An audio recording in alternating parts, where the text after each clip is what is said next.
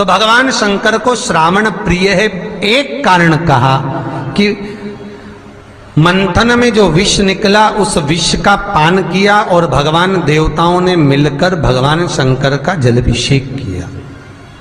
दूसरा कारण कहा, माता सती ने शंकर को पाने के लिए श्रावण के महीने में ही सबसे ज्यादा साधना करी है। और क्या करा था माता सती ने?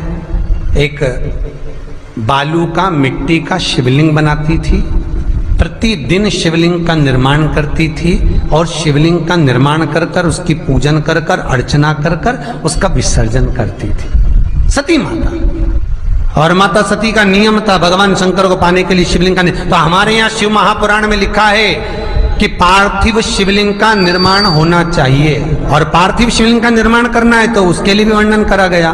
ब्राह्मण श्वेत मट्टी के शिवलिंग का निर्माण करे, वैश्य पीली मट्टी के शिवलिंग का निर्माण करे, क्षत्रिय लाल मट्टी के शिवलिंग का निर्माण करे और शूद्र काली मट्टी के शिवलिंग का निर्माण करे। कितना बड़ा शिवलिंग बनाना चाहिए? अगर हम पार्थिव शिवलिंग का निर्माण कर रहे हैं या हमारे घर में हम कोई मूर्ति रख रहे हैं या हमारे घर में हम कोई मूर्ति को विराजमान कर रहे हैं तो उस मूर्ति का भाव कितना बड़ा होना चाहिए? तो कहा, जमीन पर अपने हस्त कमल को रखकर अंगूठे को ऊंचा कर कर देख लो, बस इतनी बड़ी मूर्ति घर के अंदर होना चाहिए। चाहे वो लड्डू गोपाल की हो, चाहे वो दुर्गा भवानी की हो, चाहे वो राम जी की हो, शंकर जी की हो, कृष्ण की हो, जिसकी रखना हो, बस इतनी बड़ी मूर्ति घर के अंदर होना चाहिए। क्यों? इससे बड़ी अगर मूर्ति होती है तो जैसे मंदिर में सेवा होती है उतनी सेवा की उसको जरूरत पड़ती है, और अगर इससे छोटी मूर्ति होती है, जितनी छोटी होगी उतनी सेवा कम करना पड़ती है। तो मूर्ति जितनी छोटी होगी उतना सुख प्रदान करेगी, उतना आनंद देगी। पर श्रावण के महीने में यदि आप रोज शिवलिंग नहीं बना सकते तो पूरे महीने में एक बार शंकर का शिवलिंग का, पार्थिव शिवलिंग का निर्माण करना चाहिए, जरूर करना चाहिए। और पार्थिव शिवलिंग का निर्माण कर कर उसकी आराधना, उसकी अर्चना, उसकी पूजन करना चाहिए। नमः शिवाय, ओम नमः शिवाय, ओम नमः शिवाय, नमः शिवाय। पार्थिव शिवलिंग का जब भी निर्माण करें, किसी थाली में या पात्र में, जिसमें भी आप निर्माण कर रहे हैं, उस पार्थिव शिवलिंग को बनाने से पहले उसके अंदर, पात्र के अंदर एक बेलपत्र रखे। बेलपत्र क्या? आपको कथा में कल कहा था, बेलपत्र का वृक्ष माता पार्वती के नयन अश्रु से प्रकट हुआ है, और रुद्राक्ष का वृक्ष शंकर भगवान के नयन अश्रु से प्रकट हुआ है।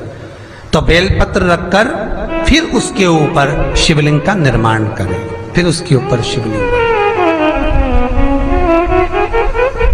उसका लाभ आनंदित होगा, उसका सुख आनंदित होगा, वो आनंद फल देने वाला होगा। कई लोग सीधे थाली में शिवलिंग बना देते हैं। माता पार्वती के हस्त कमल पर शिवलिंग का निर्माण है महाराज, हस्त कमल सुख देने के लिए। तो भगवान शंकर के शिवलिंग का निर्माण करें। माता सती ने भी किया। यही श्रावण के महीने में माता सती शंकर भगवान के शिवलिंग का निर्माण करती है, पूजन करती है, अर्चना करती है। फिर शाम के समय उस शिवलिंग को मस्तक पर स्पर्श कर कर जलाशय में, कुंड में, जल में, बावड़ी में, कुएं में, तालाब में उसका विसर्जन करती है मां। दूसरा कारण कहा, सती शंकर को इसी श्रावण में रिझाई थी, इसलिए शंकर को श्रावण अति प्रिय है। कि पहले आती है नवमी, फिर आवेगी एकादशी, देवसोनी। तो भंडारिया नवमी का मतलब क्या होता है? भंडारिया नवमी का स्मरण क्या होता है? अभी आपको कहा था 9 जगह पर बेलपत्र चढ़ती है। भंडारिया नवमी का मतलब ही यही है कि भगवान विष्णु सोने जाने से पहले नवमी तिथि के दिन 9 बेलपत्र भगवान शंकर को समर्पित कर कर भगवान शिव के मंदिर में बैठकर भगवान शंकर की आराधना कर कर भगवान विष्णु लक्ष्मी जी के साथ अपनी सृष्टि का कार्यभार 4 महीने के लिए शंकर जी को सौंप देते हैं भंडरिया नवमी के दिन। और एकादशी के दिन से, देव सोनी एकादशी के दिन जब भगवान सोते हैं, उस दिन से भगवान शंकर पूरे कार्यभार को देखते हैं।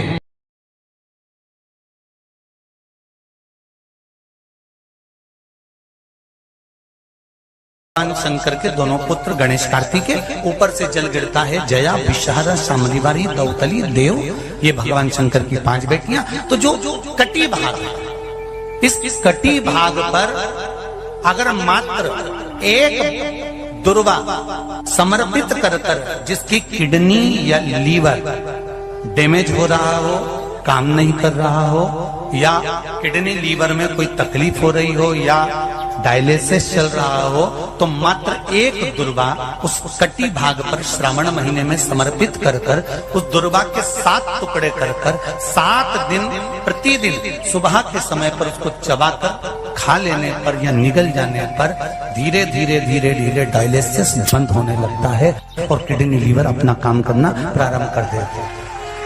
एक दुर्वा, कितनी दुर्वा? एक दुर्वा, मात्र एक दुर्वा।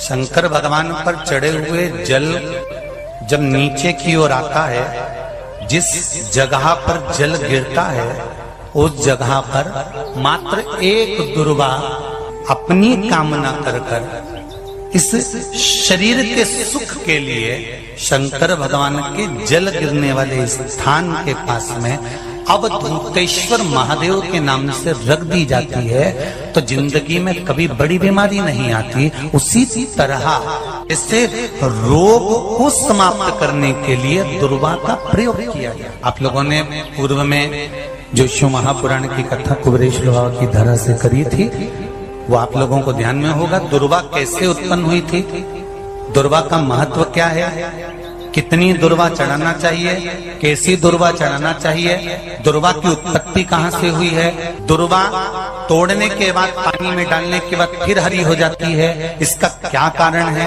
दुर्वा गणेश जी को क्यों चढ़ाई जाती है, शंकर जी को दुर्वा किस स्थान पर चढ़ाई जाती है, ये सारी कथा आपको पूर्व में इसी कुबेरेश्वर बाबा के पावन धरा से सुना चुके हैं, जो टीवी पर डली हुई है। कभी आपने नहीं सुनी हो तो यूट्यूब पर से दुर्वा शिव महापुराण की कथा आप निकाल कर उसको श्रवण कर सकते। उसमें वर्णन किया है कि इस दुर्वा का महत्व क्या है, दुर्वा का क्या। मात्र एक दुर्वा शिवलिंग पर चढ़े हुए जल जहां से नीचे की ओर गिरता है, उस जगह पर मात्र अपने शरीर की कामना करते हुए भगवान से रोग मुक्ति के लिए एक दुर्वा अगर समर्पित कर दी जाए, तो कोई बड़ी बीमारी जिंदगी में आ ही नहीं सकती, ग्रहण ही नहीं, मतलब ग्रसित नहीं कर सकती। श्रावण के महीने की श्रावण शिव महापुराण की कथा सुन रहे थे। एक बात दिल से बताना, जितनी सौभाग्यवती माताएं होती हैं, ये संक्रांति पर भी 13 चीजें दान करती हैं, 14 चीजें दान करती हैं। बीच में कोई 16 सोमवार का उद्यापन करेंगी तो भी सुहाग की सामग्री देंगी, उद्यापन करेंगी तो भी सुहाग की सामग्री देंगी, कोई कार्य करेंगी तो भी सौभाग्य की सामग्री देंगी। सौभाग्य की सामग्री का दान क्यों किया जाए, सौभाग्य सूचक वस्तुओं का दान क्यों किया जाए, सौभाग्य की वस्तुएं क्यों प्रदान करी जाती है, क्यों दी जाती है, उसका कारण क्या है।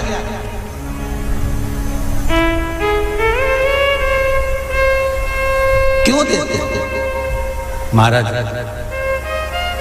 भारत की भूमि की सौभाग्यवती माताओं का एक मन की अभिलाषा रहती है, भारत की भूमि की माताओं की एक अभिलाषा रहती है कि जब उसके प्राण छूटे तो अखंड सौभाग्य धारण करके पति के कंधे पर और पुत्र के कंधे पर शमशान पर।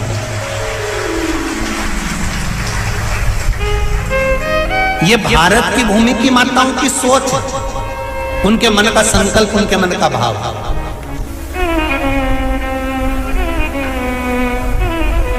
क्यों देते हैं चूड़ी का दान, क्यों देते हैं बिंदी का दान, क्यों देते हैं अखंड सौभाग्य का दान? किस महाराज?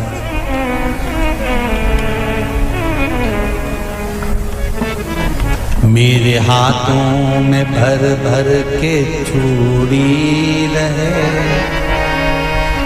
मेरे हाथों में भर भर के चूड़ी।